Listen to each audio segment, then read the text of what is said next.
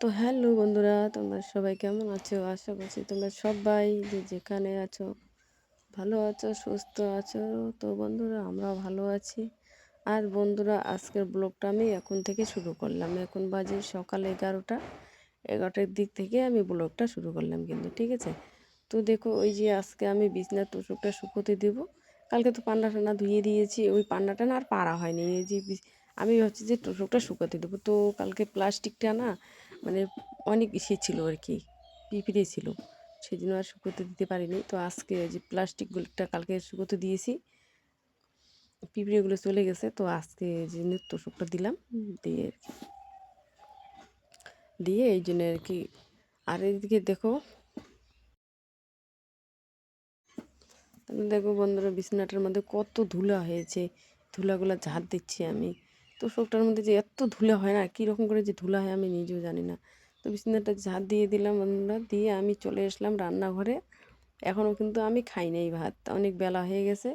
তো ছোটো ছেলে তো খেয়েছে, খেয়ে ও স্কুলে গেছে। আর বড় ছেলে সকালে টিউশনে গেছে। তো আজকে ওর 3টে টিউশন আছে। তো একবার টিউশন সেরে চলে আসবে বাড়িতে।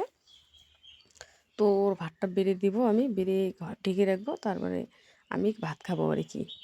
তো দেখো, ভাত খাওয়া দাওয়া করে তারপরে ওই বিছনাটা খেতে খেতে ততক্ষণ মনে করি এদিকে এদিকে কাজ করতে করতে ততক্ষণ তোষকটা একটু হয়ে যাবে, গরম হয়ে যাবে, তখন তুলে নিয়ে পারবো আর কি বিছানার মধ্যে। তো বন্ধুরা দেখো, এদিকে দেখো আমি খেতে বসছি। ডাল করেছি, শাক করেছি, আর আলু আর পেঁয়াজ কলি ভাজা করেছি বন্ধুরা। তো অনেক দিন থেকে না ডাল খায় না, তো আমাকে না খুব ডাল খেতে ইচ্ছা করছে। তো ছেলেকে বললাম যে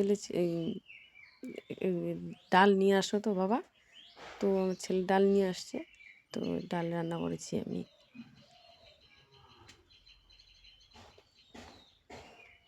তো দেখো, আমার খাওয়া শেষ হয়ে গেছে। হঠাৎ হঠাৎ মানে ডাল ভাতও ভালো লাগে আর কি। সবসময় মাছ মাংস তো খেতে ইচ্ছে করে না। মাংস তো আমরা বেশি খেতে পারি না, মাছটা খাই আর কি। মাছ ছাড়া তো ছেলেও খেতে পারে না, বাচ্চা দুটা। তো কী করব। তো বন্ধুরা দেখো, খাওয়া দাওয়া সেরে আমি একটু মানে গরু ছাগলগুলো মানে করে দিয়ে আসে তোষকটা এখন তুলবো। দেখো তোষকের মধ্যে কত ধুলা হয়েছে। এই ধুলাটা আমি করে ডাঙে ডাঙে মানে করছি আর কি। দেখো দেখো কত ধুলা। ইস,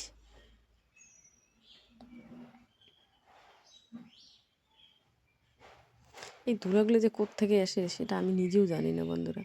তো দেখো, এখন আমি তোষকটা করে দিয়ে আমি এখন বিছানার মধ্যে নিয়ে আসছি। বিছানাটা একবারে পেতে দিব আমি।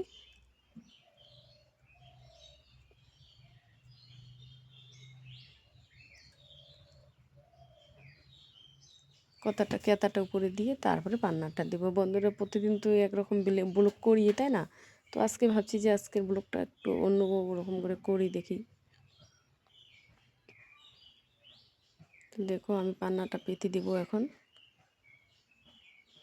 তো বন্ধুরা দেখো, শেষ পর্যন্ত আমার বিছানাটা গোছা হয়ে গেল, ঠিক আছে?